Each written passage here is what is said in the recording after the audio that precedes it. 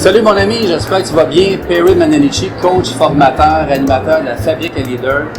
Aujourd'hui, j'ai l'immense privilège d'avoir avec moi quelqu'un que j'admire beaucoup, mon mentor depuis un an, un homme d'exception, source d'inspiration pour moi, qui atteint la francophonie mondiale. J'ai avec moi Martin Latulippe.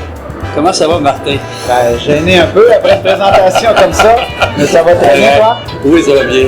Excellent. Merci de m'accueillir dans la Fabrique des leaders. C'est super ce que tu fais.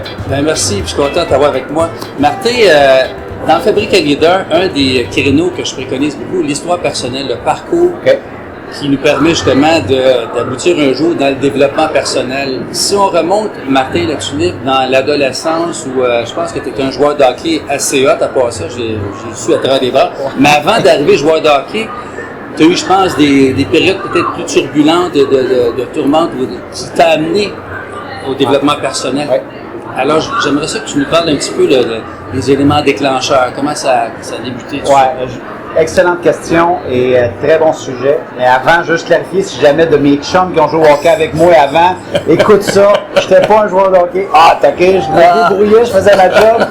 Mais blague à part, Perry, oui, c'est ça, c'est que moi à l'école, je ne fitais pas vraiment dans le cadre scolaire, donc j'avais beaucoup de troubles de comportement, troubles d'apprentissage, beaucoup d'hyperactivité et j'étais un petit peu en rébellion contre le système et j'avais décidé de devenir le clown de la classe et le leader négatif. Donc, j'étais très bon pour identifier quelque chose un petit peu qu'une autre personne n'aimait pas, un trait de sa personnalité, intimidation, en fait, qu'on appelle, très blessant avec les mots.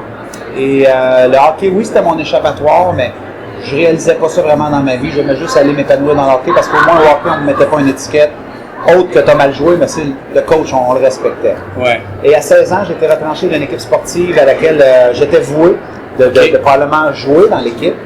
Et ça a été vraiment une claque au visage. Et mon père m'a acheté un livre qui s'appelait Le secret de la réussite des champions, qui avait été écrit par François Allaire à l'époque, qui était l'entraîneur des gardiens de but du Canadien de Montréal. Donc, puisque c'était associé au hockey, je me suis dit, je vais faire confiance. Je n'étais pas un gros lecteur de livres. Et j'ai lu ce livre-là, et grosso modo, le livre fait la différence entre les athlètes positifs et négatifs et les leaders positifs et négatifs. Et lui, il analyse ça d'une façon très simple. Et j'ai rapidement compris, Perry, que j'étais un leader négatif à cette époque-là. Et à l'âge de 16 ans, là. À l'âge de 16 ans. Ah, c'était clair. Jour et la nuit. Et, mais par contre, la bonne nouvelle là-dedans, c'est que j'ai compris que j'étais un leader. Wow. Un leader négatif, c'est un leader, pareil. Exact. Sauf qu'il y a différentes décisions qui doivent être prises, il y a différentes actions et attitudes qui doivent être... faire des switches. Oui, c'est ça, exactement. Et à la fin du livre de François Allaire, eh bien, il y a toujours, dans tous les livres, souvent, il y a des bibliographies. C'est qu'on va te proposer d'autres livres. Alors moi, j'ai passé d'un autre livre à un autre livre. Et rapidement, on va faire une histoire courte, là, 3 mois plus tard, j'ai réussi finalement à être rappelé par une équipe du Jet 3. En janvier, par la suite, j'étais assistant capitaine de cette équipe-là. Alors pour moi, c'était 1 + 1 = 3. Tu investis en toi, tu changes des choses, et c'était pas parfait, là, j'étais encore un clown, mais il y avait des choses qui allaient s'ajuster. J'ai roulé mon bonhomme de chemin de cette façon-là, et j'ai toujours gardé un contact avec le développement personnel. J'ai toujours gardé un lien avec essayer d'investir en moi, me donner une perspective différente, lire un livre, avoir des mentors, observer les autres capitaines avec qui j'avais la chance de jouer. Et tout ça a mené que moi aussi, j'ai pu être capitaine d'équipe de hockey jusqu'à l'équipe canadienne en 2001 au championnat du monde universitaire à Zakopane, en Pologne. On a remporté la médaille d'argent. Donc pour moi, c'était maintenant rendu 1 + 1 = 10. Pour un gars qui prétend qu'il n'était pas si hot que ça. Oui, mais ça, c'est une histoire en soi, Perry. Oui. J'ai pas été amené là parce que j'étais bon au hockey. À cette époque-là, l'entraîneur m'a dit, Martin, je pourrais amener 20 défenseurs qui sont meilleurs que toi. Je t'amène parce que ton coach m'a dit que si je te choisis pas comme capitaine, parce qu'on a juste 2 semaines pour suivre l'équipe. Il a dit, t'es mon gars. Il y a une équipe canadienne, c'est une équipe de rôle. Il y a des joueurs qui sont offensifs, des joueurs qui sont défensifs, mais ça prend un gars pour cimenter la patente. Et ça, pour moi, ça a été aussi une concrétisation de dire, waouh, j'ai jamais été le meilleur, mais tu peux avoir un rôle dans une équipe. Même si tu n'es pas un compteur de but, même si tu n'es pas le plus flamboyant, parce que c'est vrai, m'en rend n'importe qui, Perry, je n'étais pas un joueur de hockey flamboyant. Même il y a des gens de mes propres amis, quand j'ai été choisi pour l'équipe capitaine, ils m'ont dit, t'as rien à voir là, par jalousie, mais il avait raison. Mais ils ne savaient peut-être pas pourquoi j'avais été choisi. T'avais pas mon leadership. C'est ça, je m'en disais, tu avais du leadership. C'est ça, exactement. Donc, ça a été tout un parcours pour me rendre là. Et tu sais que l'histoire, oui, il y a une autre histoire que le Martin Lassus qui va être sur scène ce soir devant 1500 personnes. Wow. C'était autre chose à l'époque, là. Et si tu faisais une entrevue avec mes parents, tu raconterais plein d'autres histoires.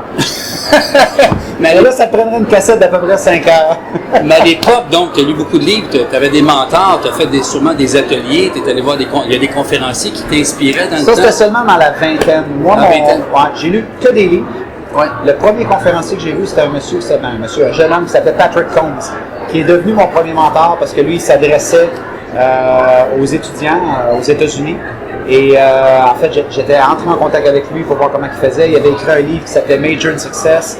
Et j'étais bien intrigué par ce qu'il faisait. Je me suis dit, si je veux devenir conférencier, ben, le seul niveau qui est accessible à moi, c'est les jeunes. Parce qu'à l'époque, quand je me suis lancé Perry, à partir de rien, sans diplôme, sans notoriété comme conférencier, parce qu'habituellement, les gens qui font ce métier-là, eh bien, ils ont soit escaladé le Mont Everest, pour pas stéréotyper, ou, ils ont été des entrepreneurs, ils ont une expérience sur la vie, c'est des Olympiens, puis moi, j'étais un étudiant. Exactement.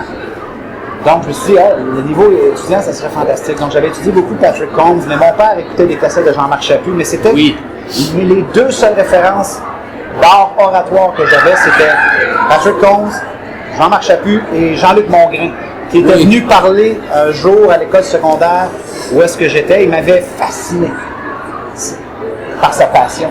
Son charisme, son charisme. Ouais. Donc, mais c'était une fois, je l'ai vu, là, mais il m'a marqué. Et je me suis dit, waouh, si jamais je prends la parole dans ma vie, c'est comment il a fait ça? Et il raconte une histoire, puis je ris, puis là, j'ai envie de pleurer. Comment il a fait ça? C'est fantastique! Donc, ça avait marqué mon imaginaire. Et là, c'est sûr que quand je me suis lancé, là, je me suis plus rapproché de des mentors pour voir c'était quoi mon modèle, c'était comment je faisais pour trouver ma propre voie, comment... Tu as suivi des cours, j'imagine, des ateliers? Non, vraiment, non. Tu es vraiment un autodidacte. Autodidacte. Wow, c'est à ton honneur. Ben, je sais pas, on va voir à soir. Non, mais... Peut-être que tu vas être assis dans ça, il aurait peut-être dû suivre des cours. Non, mais je t'ai vu là, moi, là, vraiment, il est vraiment très charismatique et il a une présence extraordinaire. Merci, Perry. Donc, ton parcours, ça t'a pris quand même plusieurs années avant d'avoir un certain succès ou ça s'est fait quand même... Il y a quand même des échelons à graver. C'est sûr. Parce que j'ai parti au niveau de la jeunesse et que j'étais entouré de des mentors fantastiques, j'ai quand même eu un succès assez rapide qui me permettait de gagner ma vie un petit peu, mais écoute, ça n'empêche pas des crises d'anxiété, des peurs, des remises en question.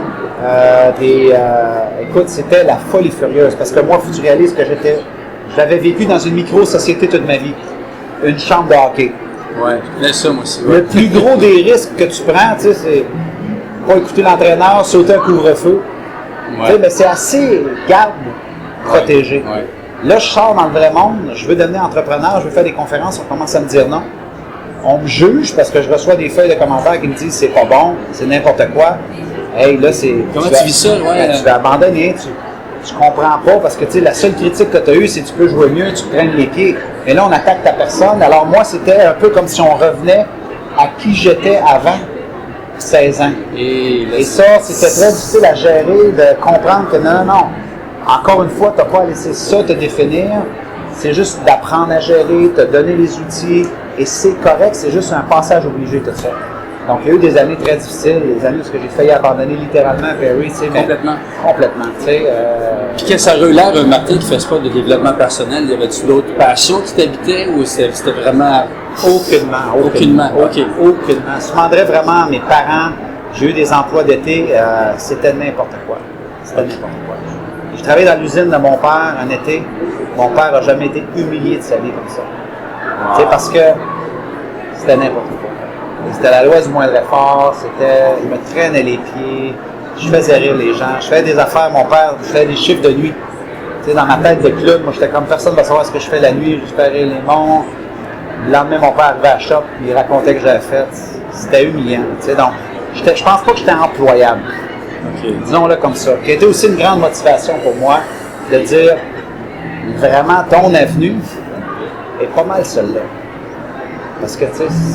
Quel bel exemple d'authenticité. En tout cas, tu me touches vraiment dans ta vulnérabilité. Ça fait partie d'ailleurs du cadre d'Exprime-toi. Les hommes s'expriment. Tu es un gars vraiment dans ta vulnérabilité. C'est tout en ton honneur parce que ça me touche d'entendre ça, ta sensibilité. Ça peut aider d'autres mondes, hein, parce que, tu sais, ça vous prouve, les auditeurs, que c'est pas tout cuit dans le bec. Oui, il y a un talent de leadership, mais il a fait de quoi avec? Il a gravé des échelons. Puis mais le talent de leadership, je l'ai acquis aussi. Mon père, ma mère, ouais. Quand j'étais jeune, ils m'ont mis dans le théâtre, j'étais dans les scouts, on a fait, on était servant de messe, mais tout ça dans ta vie, tu sais pas c'est quoi que ça fait, là. Ouais. C'était plus, je suis tanné d'aller là, je veux pas aller là, mais ils ont tellement mis dans des affaires, puis mon père était maire de notre village. Oui, et c'est un leader aussi dans ceci. Tu sais, qu'on l'observait, puis ma mère, c'est une leader silencieuse. Tu sais, faut que je te compte ça parce que tu parles de vulnérabilité. Oui.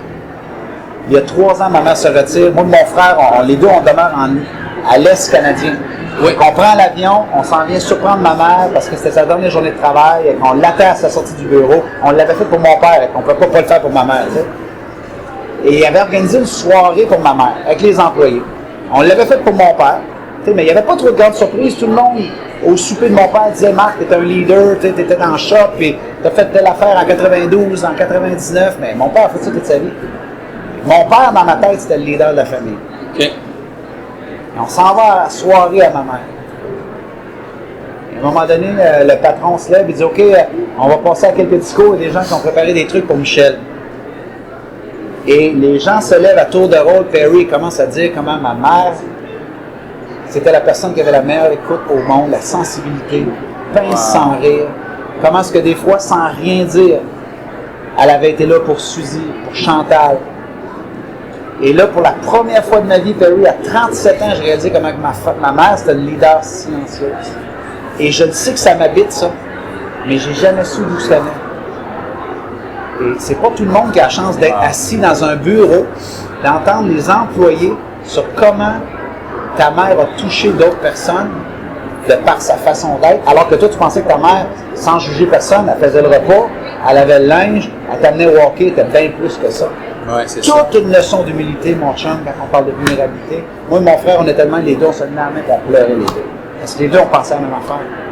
On disait, wow, she's the man. Tu sais, comme. C'est ça. Dans l'arrière, c'est elle, dans le fond, qui tenait les rênes. Peut-être plus que ton père.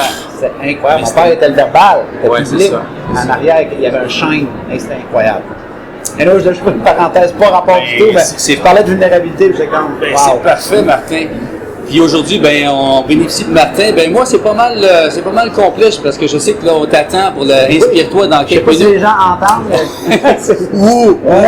C'est ça, exactement. Pour les auditeurs qui nous écoutent, si vous avez des commentaires, ne vous gênez pas d'écrire au bas de la capsule ou de partager cette belle capsule que vous allez voir bientôt. Puis je vous dis au prochain rendez-vous mensuel d'Exprime-toi qui a lieu le 24 février. Alors je vous dis à la prochaine. Merci beaucoup, Martin. Merci beaucoup, Perry. Privilège pour moi. Merci. Au revoir tout le monde. Bye bye.